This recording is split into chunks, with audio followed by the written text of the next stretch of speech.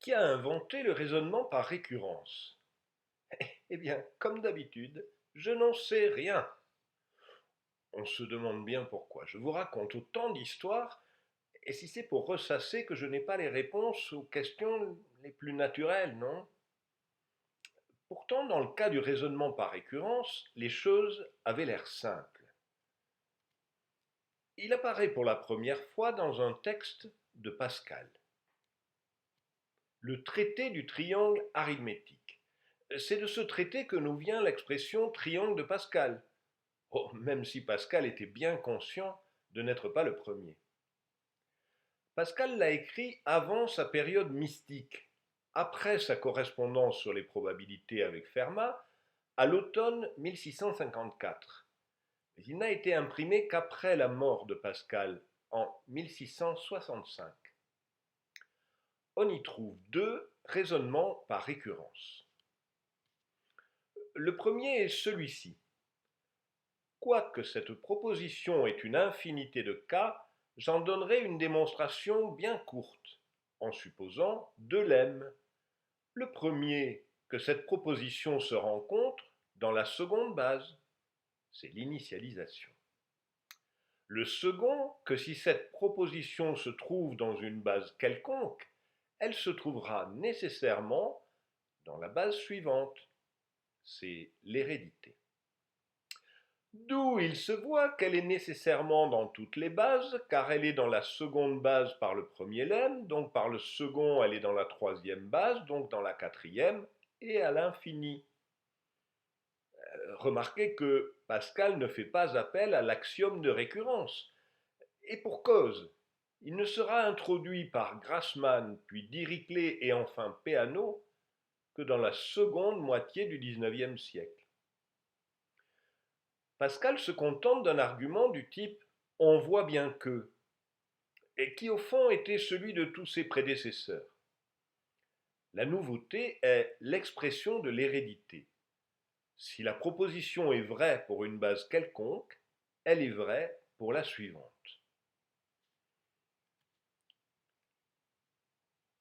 La seconde occurrence dans le traité du triangle arithmétique est formulée pratiquement dans les mêmes termes. La démonstration en sera courte, quoiqu'il y ait une infinité de cas, par le moyen de ces deux lemmes. Le premier qui est évident de lui-même que dans le premier triangle cette égalité se trouve, le second que s'il se trouve dans un triangle arithmétique dans lequel cette proportion se rencontre, etc. Je dis que le triangle suivant aura la même propriété. D'où il s'ensuit que tous les triangles arithmétiques ont cette égalité. Et Pascal d'insister à nouveau sans formaliser le raisonnement. Donc par le second lemme le suivant l'aura de même, et partant le suivant encore, et ainsi à l'infini. Comme nous allons le voir, les raisonnements du type et ainsi de suite jusqu'à l'infini existent au moins depuis les Grecs. S'agissant des Grecs, la première chose à comprendre est que le nombre entier était avant tout une notion géométrique. Pour Pythagore et ses successeurs, voici ce qu'était le nombre 10. Un triangle avec une unité, puis 2, puis 3, puis 4. En même temps que le nombre 10, ce schéma, appelé tétractis, était chargé de tout un tas de connotations symboliques allant de l'individu au cosmos. Une des premières notions d'arithmétique qui était enseignée était celle des nombres polygonaux. Vous voyez ici l'illustration qui accompagne l'introduction à l'arithmétique de Nicomaque de Géraz. C'est un lointain disciple de Pythagore, 6 siècles après tout de même. Comme vous le voyez en haut, on passe d'un nombre triangulaire au suivant en rajoutant un nombre d'unités égal à l'ordre. En termes modernes, le nème nombre triangulaire est la somme des n premiers entiers. Que 2 fois le nème nombre triangulaire soit égal au nombre rectangulaire n plus 1 se voit sur une figure. Il suffit de ranger les unités convenablement. Voici pour les nombres carrés la démonstration d'un autre successeur de Pythagore Théon de Smyrne. Non, ce n'est pas le Papadipati, c'était 3 siècles avant. Théon de Smyrne montre que les nombres carrés sont somme des impairs successifs. Il ajoute à chaque carré ce qu'il appelle un gnomon, c'est-à-dire l'équerre formé de 3 unités, puis 5, puis 7, les impairs consécutifs. Vous voyez la dernière phrase, vient ensuite l'impair 7 qui, ajouté au carré 9, donne le carré 16, dont la longueur et la largeur valent 4, et ainsi de suite à l'infini. Pas de récurrence là-dedans. La propriété et sa démonstration sont toutes deux géométriques. Ce qui précède est tiré de ce livre, Des connaissances mathématiques utiles pour la lecture de Platon. Théon de Smyrne y est présenté comme un philosophe platonicien. Il écrivait tout de même 5 bons siècles après Platon. Et justement, à propos de Platon, voici ce qu'on lit dans un de ses dialogues intitulé Parménide. Il faut pour le contact au moins 2 choses. Si entre 2 choses il s'en trouve une troisième à la suite de l'une et de l'autre, il y aura 3 choses, mais seulement 2 contacts. Et chaque fois qu'on ajoute une chose, s'ajoute un nouveau contact. Et toujours, il y a un contact de moins qu'il y a de choses qui se touchent. Car on n'ajoute jamais pour une chose qu'un seul contact. Fort bien. Donc, quel que soit le nombre des choses, le nombre des contacts sera toujours plus petit d'une unité. Vous avez reconnu le vieux problème des intervalles et des piquets. Si vous regardez bien, la démonstration qu'il y a un piquet de plus que d'intervalle est une démonstration par récurrence parfaitement formée. Il y a l'initialisation au début, l'hérédité ensuite, et la conclusion, quel que soit le nombre des choses, le nombre des contacts sera toujours plus petit d'une unité. La question est donc, pourquoi ce type de raisonnement n'a-t-il pas été universellement répandu après Platon? Il y a 2 éléments de réponse. Cela tient d'une part au fait que le et ainsi de suite à l'infini, surtout quand il était étayé par une vision géométrique, satisfaisait tout le monde, et qu'il en a été ainsi pendant très longtemps. Le deuxième élément de réponse, c'est le doute que suscite le raisonnement par induction. Or ce doute date d'Aristote. Or, la démonstration se tire de principes universels et l'induction de cas particuliers. Mais il est impossible de connaître les universels autrement que par induction. C'est par l'induction, en effet, que sont connues même les choses abstraites. Or, induire est impossible pour qui n'a pas la sensation, car la sensation s'applique aux objets particuliers, et pour eux, il ne peut y avoir de science. L'utilité de l'induction ne fait donc pas de doute. On va avoir tendance à l'oublier pendant les siècles suivants, parce que les risques sont connus également. Ils sont exprimés de façon particulièrement claire par Sextus Empiricus. C'est un philosophe sceptique et médecin du second siècle. Je crois que l'on peut encore réfuter facilement la manière d'argumenter qui se fait par induction. Car ceux qui veulent ainsi prouver l'universel par les singuliers, ou bien ils le feront en examinant tous les singuliers, ou bien en parcourant seulement quelques-uns. S'ils n'en suivent que quelques-uns, l'induction ne sera pas solide et certaine, parce qu'il pourra se faire que quelques-uns des singuliers qui auront été omis dans l'induction soient contraires à la proposition universelle. Que s'ils veulent parcourir tous les singuliers, ils entreprendront une chose impossible, les singuliers étant infinis et n'étant renfermés dans aucune borne. Ainsi, quelque parti que l'on prenne, il arrive que l'induction est chancelante et peu assurée. Les choses vont en rester là jusqu'au XVIIe siècle, le siècle du rationalisme où Francis Bacon relancera le débat. En attendant, se contenter de vérifier quelques cas et terminer par ainsi de suite jusqu'à l'infini est considéré comme une méthode parfaitement rigoureuse par tout le monde. L'exemple vient d'en haut, du modèle même de la rigueur mathématique, le livre d'enseignement par excellence, les éléments d'Euclide. Il contient 4 parties d'arithmétique, les livres 7 à 10. Voici quelques exemples d'énoncés. Si, à partir de l'unité, tant de nombres qu'on voudra sont successivement proportionnels, le troisième à partir de l'unité sera un carré, et tous ceux qui en laissent un. Le quatrième un cube, et tous ceux qui en laissent deux. Le septième un cube et un carré tout à la fois, et tous ceux qui en laissent 5. Je vous laisse le soin de transformer ce qui précède en énoncé rigoureux et d'en donner les démonstrations par récurrence. Le résultat d'arithmétique le plus célèbre chez Euclide dit qu'il y a une infinité de nombres premiers. C'est la proposition 20 du livre 9. Les nombres premiers sont en plus grande quantité que toute la quantité proposée des nombres premiers. Soit alpha, bêta, gamma, les nombres premiers que l'on a proposés. Je dis que les nombres premiers sont en plus grande quantité que les nombres alpha, bêta, gamma.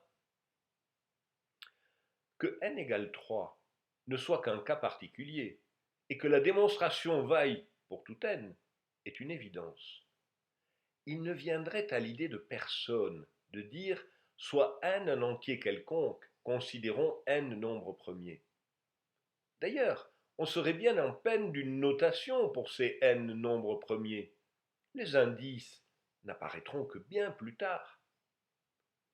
Cela n'empêche pas les mathématiciens de faire fonctionner la recherche par induction et de deviner des lois générales sur les premiers entiers. Voici un verset de l'Aryabhatiya écrite par le mathématicien et astronome indien Aryabhata à l'âge de 23 ans. Le produit continu de 3 quantités, c'est-à-dire le nombre de termes plus 1, le même augmenté par le nombre de termes et le nombre de termes divisé par 6 donne la somme de la série des carrés des nombres naturels. Le carré de la somme d'une série de nombres naturels donne la somme de la série des cubes de nombres naturels. Donc, Aryabhata connaissait la somme des n premiers entiers, des n premiers carrés et des n premiers cubes. Il avait sans doute deviné les formules générales à partir des premiers termes et ne se posait pas la question d'une démonstration. Du reste, Archimède, au IIIe siècle avant Jésus-Christ, manipulait des résultats tout aussi compliqués, avec des démonstrations géométriques. On commence à trouver la préoccupation de l'hérédité chez les mathématiciens arabes au début du millénaire suivant, en particulier chez Al-Karaji. Il est le premier des Arabes à avoir donné des formules de récurrence pour les coefficients combinatoires et avoir dessiné le triangle arithmétique. Son successeur et commentateur est As-Samawal. Il est d'ascendance juive et le fils d'un rabbin marocain. Il s'est converti à l'islam aux grandes dames de sa famille. Il écrit le Brillant en algèbre à l'âge de 19 ans. Et on y trouve la première tentative de démonstration rigoureuse de la formule du binôme. Il part de n égale 2, démontre rigoureusement le cas n égale 3 à partir du cas n égale 2, puis le cas n égale 4 à partir de n égale 3. Ensuite, il dit Celui qui a compris ce que nous venons de dire peut prouver que pour n'importe quel nombre divisé en deux parties, son cube carré est égal à la somme des cubes carrés de chacune des parties, 5 fois le produit de chacune de ces parties avec le carré carré de l'autre, et 10 fois le produit du carré de chacune par le cube de l'autre, et ainsi de suite, en ordre ascendant. Oh, ce n'est pas encore la récurrence telle que nous la connaissons. C'est toujours le et ainsi de suite jusqu'à l'infini. Le témoin suivant est un rabbin du sud de la France, né à Bagnols-sur-Cèze. Il s'est réfugié à Avignon sous la protection du pape pour échapper aux persécutions. Oh, je n'ai aucune garantie de ressemblance sur ce portrait plutôt patibulaire. Il n'a écrit qu'en hébreu, ce qui n'a pas facilité la diffusion de sa pensée. Ses œuvres les plus importantes sont des traités philosophiques et religieux, en particulier des commentaires d'Averroès, Aristote et Maïmonide. L'un de ses tout premiers livres est un livre de mathématiques, l'art du calcul. On y trouve beaucoup de raisonnements sur les permutations, les combinaisons et les arrangements, ce qui est assez original pour l'époque. Voici un extrait. Si le nombre de permutations d'un nombre donné d'objets différents est égal à un nombre déterminé, alors le nombre de permutations d'un nombre plus grand de 1 d'objets différents est égal au produit du nombre précédent de permutations par le nombre suivant, celui qui est donné. En termes modernes, le cardinal de l'ensemble des permutations de n plus un objet est n plus une fois le cardinal de l'ensemble des permutations de n objets. Il donne une démonstration extrêmement détaillée, puis passe à l'énoncé suivant. Par là, on a démontré que le nombre de permutations d'objets donnés est égal au nombre produit de tous les nombres de la suite naturelle depuis 1 jusqu'au nombre qui détermine le nombre d'objets donnés. En clair, le nombre des permutations de n objets est factoriel n. Il doit vous sembler qu'avec l'énoncé précédent, il avait fait le plus difficile, à savoir établir l'hérédité. Mais voici comment il conclut.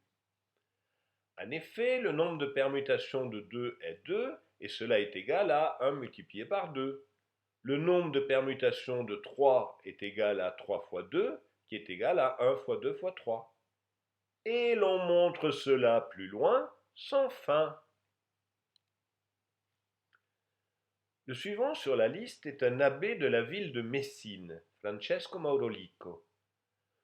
Un historien italien avait voulu en faire le vrai inventeur de la récurrence, un siècle avant Pascal. C'était allé un peu vite. Maurolico est l'auteur de ces 2 livres des arithmétiques, parus post-mortem en 1575, mais écrits une vingtaine d'années avant. Regardez la proposition 13. Il y dit que si on ajoute à un carré l'entier impair du même rang, on obtient le carré suivant. Pour nous, n2 plus 2n plus 1 égale n plus 1 carré. Vous voyez l'illustration dans la marge. Maurolico prend un exemple qu'il souhaite convaincant, mais il ne fait pas de démonstration. Regardez maintenant la proposition 15. L'énoncé dit que les sommes d'entiers impairs à partir de 1 donnent les carrés consécutifs. À nouveau, dans la marge et dans le texte, un cas particulier est détaillé. Pourtant, regardez l'encadré bleu.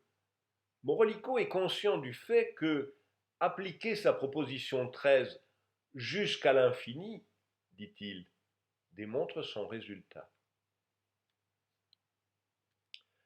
Voici Bachet de Mésiriac et ses problèmes plaisants et délectables qui se font par les nombres.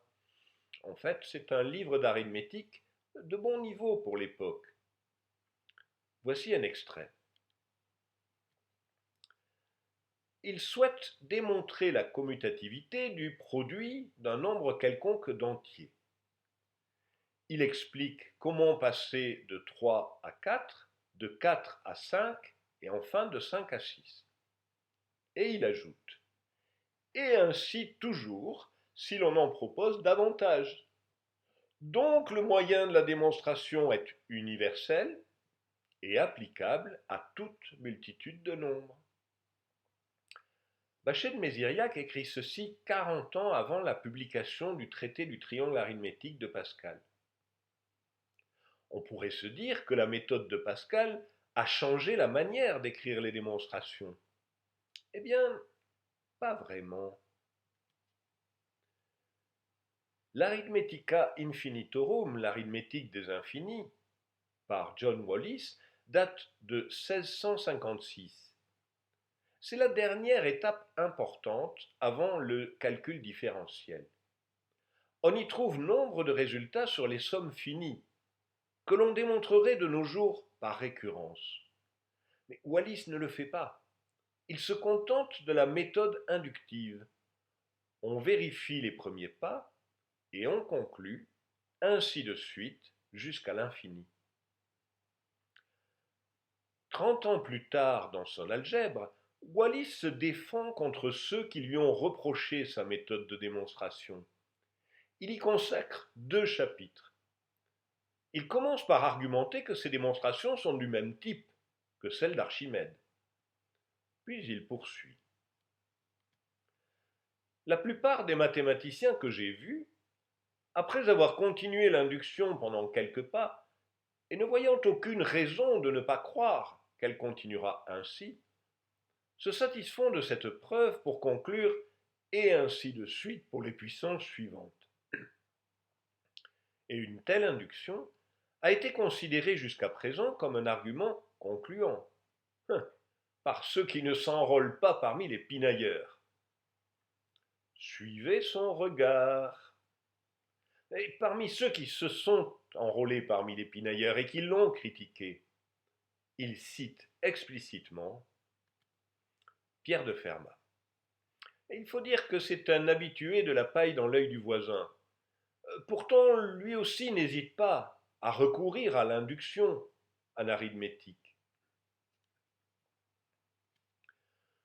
Je suis quasi persuadé que tous les nombres progressifs augmentés de l'unité, desquels les exposants sont des nombres de la progression double, sont des nombres premiers, comme 3, 5, 17, 257, etc. Le suivant est un nombre à 20 chiffres. La conjecture de Fermat est donc que 2 à la puissance 2 puissance n plus 1 est un nombre premier pour tout n. Il reconnaît à contre-cœur que ce n'est qu'une conjecture. Je n'en ai pas la démonstration exacte, mais j'ai exclu si grande quantité de diviseurs par démonstrations infaillibles, et j'ai de si grandes lumières qui établissent ma pensée, que j'aurais peine à me dédire. Le problème est que les 2 plus grands nombres qu'il cite lui-même, pour n égale 5 et n égale 6, ne sont pas des nombres premiers. C'est Euler qui s'est aperçu que la conjecture était fausse. Il n'y avait pas que Fermat pour critiquer les démonstrations de Wallis. Il y avait aussi Jacques Bernoulli. L'année suivant la parution de l'algèbre de Wallis, Bernoulli répond aux arguments de Wallis dans les Acta Eruditorum. En gros, Wallis disait qu'il était inutile d'alourdir les démonstrations alors qu'il suffisait pour se convaincre de quelques cas particuliers. Bernoulli commence par se plaindre que Wallis ne montre que la recherche par induction sans donner de vraies démonstrations. Ensuite, il montre qu'une démonstration par récurrence, non content d'être plus rigoureuse, est aussi plus courte. Oh, inutile de lire le latin pour comprendre l'argumentation. Bernoulli prend pour exemple la somme des A premiers entiers et démontre l'hérédité. le passage de A2 plus A sur 2 à A2 plus 3A plus 2 sur 2 en ajoutant A plus 1. Oh, l'air de rien, le fait de désigner la variable entière par une lettre est un vrai progrès et une vraie nouveauté, même par rapport à Pascal. C'est ce qui fait que certains considèrent Jacques Bernoulli comme le véritable inventeur de la récurrence. Tenez, en parlant de récurrence, il y en a une qui m'a émerveillé quand je l'ai vue pour la première fois. Disons qu'une propriété est vraie pour n égale 1. On démontre que si elle est vraie pour n, elle est vraie pour 2n. Puis, que si elle est vraie pour n plus 1, alors elle est vraie pour n. Et la conclusion est bien qu'elle est vraie pour tout n. La première utilisation semble bien être due à Cauchy. Pensez donc, le père de la rigueur mathématique au XIXe siècle. En plus, ça vient du cours d'analyse à l'école polytechnique, le modèle qui a façonné toute une génération de mathématiciens. Pas de doute, cela ne peut être qu'irréprochable. Allez, on regarde?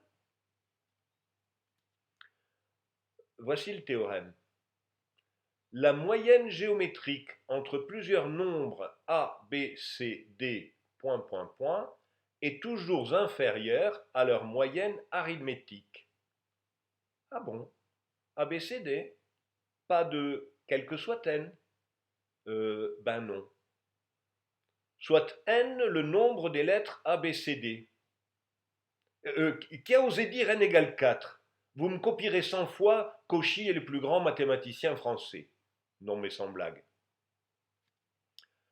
Continuons. Il n'y a pas de passage de n à 2n, juste l'affirmation de la propriété pour 2 puissance n. Démontré par récurrence? Que nenni. Démontré par la bonne vieille méthode du etc. Enfin, le passage arrière de n plus 1 à n. Ben non, toujours pas. On part de la propriété pour 2 puissance m pour passer à un n quelconque, toujours avec des points. Ah, s'il y a bien une chose que je ne souhaite pas, c'est que vous m'enrôliez parmi les pinailleurs. Mais tout de même, juste pour le plaisir, essayez d'écrire la démonstration de Cauchy sans ... Vous verrez, elle est vraiment splendide.